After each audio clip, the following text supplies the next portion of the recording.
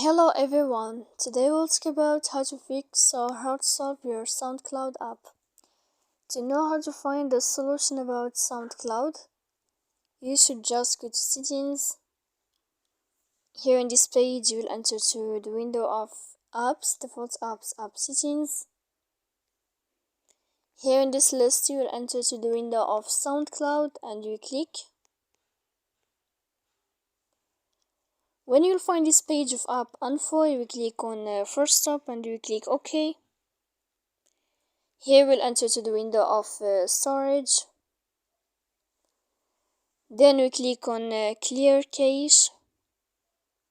And in the end you can turn off your phone. You can wait a moment to turn on your phone again. So please don't forget to support us by like and subscribe. See you next time in another video and thank you for watching.